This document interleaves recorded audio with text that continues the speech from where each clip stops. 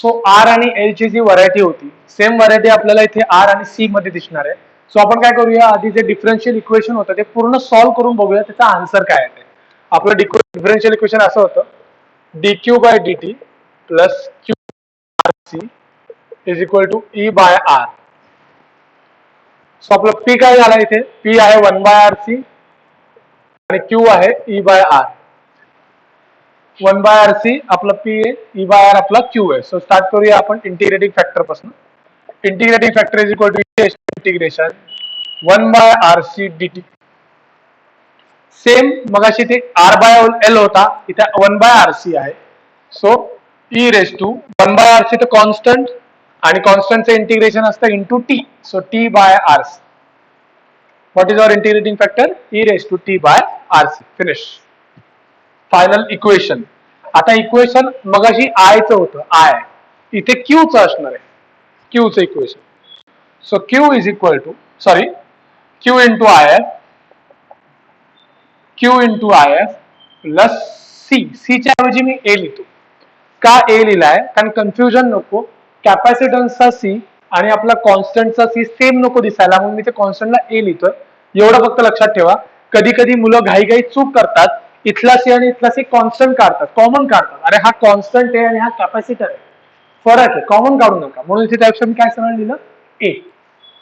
So हा झाला माझा integrating factor. So Q I F E raise to T by R C is equal to integration Q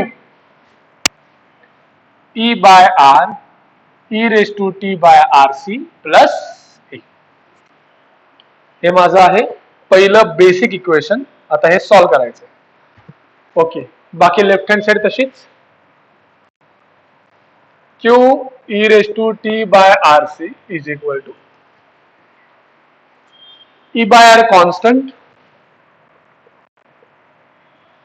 integration of exponential is exponential upon 1 by RC upon constant. constant काय आहे, 1 by RC plus A as it is. काय cancel होतंय आता इथे, R R cancel आणि हा C वर जाईल. So Q E raise to T by R C is equal to E C E raise to T by R C plus A. This is my solution. But A is unknown. A काय आहे, unknown आहे. परत मगाशी सांगितलेली initial condition तीच, Q is equal to 0 when T is equal to 0. आता इथे Q का घेतला मी, इथे आय नाहीये ना, इथे क्यू आहे.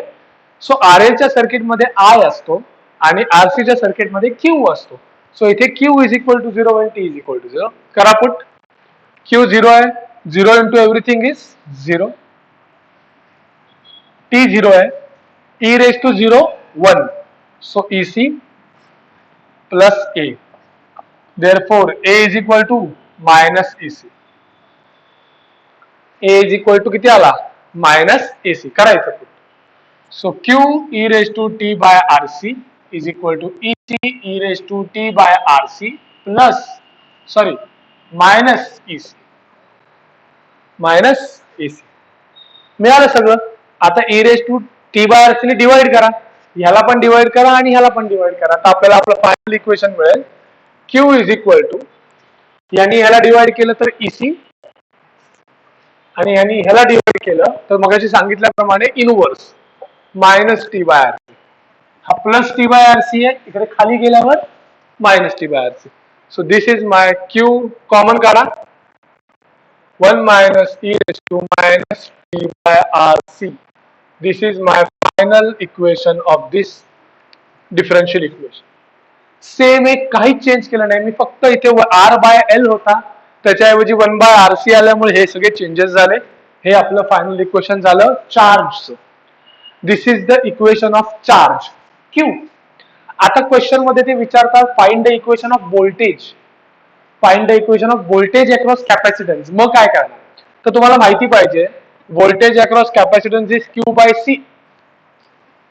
Voltage across capacitance is Q by C.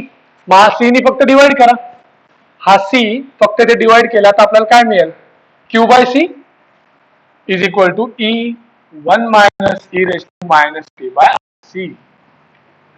This is the equation of voltage. This is the equation of voltage across capacitance. काय केलं मी फक्त हा सी लेफ्टला घेऊन आलो, संपलं.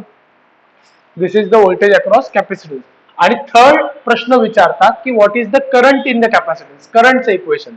सो तुम्हाला माहिती पाहिजे current is dq by dt. What is current? Current is derivative of this q. So फक्त काय करणार आहे मी या क्वेश्चन ह्या इक्वेशनचा डेरिव्हेटिव्ह काढणार आहे. बघा q चा derivative dq by dt is equal to ec. 1 चा derivative 0 minus e raise to minus T by RC चा derivative e raise to minus T by RC into minus 1 by RC. जेव्हा एक्सपोनेन्शियलचं integration काढतो तेव्हा divide होतं, एक्सपोनेन्शियलचा derivative काढतो तेव्हा multiply होतं. काय कॅन्सल होतंय का? हा बघा minus minus plus C C cancel. What is dq by dt? dq by dt is I. So I is equal to E by R. हा E by R C C तर गेलाय, minus minus plus झालाय e raise to minus T by R C. So paper मध्ये येणारी maximum variety एवढी आहे,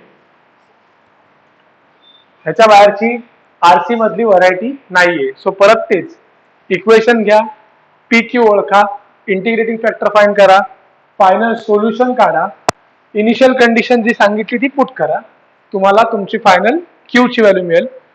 त्याचा C ने डिवाइड केलं तर व्ही आणि याचा डेरिव्हेटिव्ह काढलं तर आय.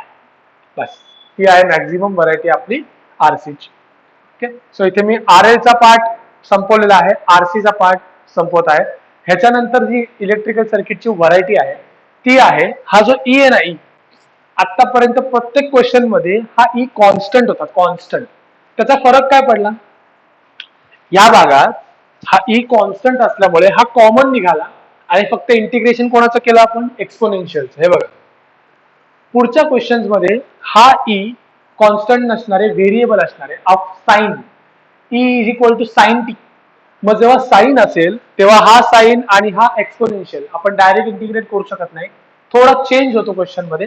तो चेंज काय होतो आपण पुढच्या लेक्चर मध्ये पाहूया. सो या पहिल्या 2 लेक्चर मध्ये बेसिक आर एल आणि आरसी चे आपण बेसिक न्यूमेरिकल्स संपवू. थँक्यू.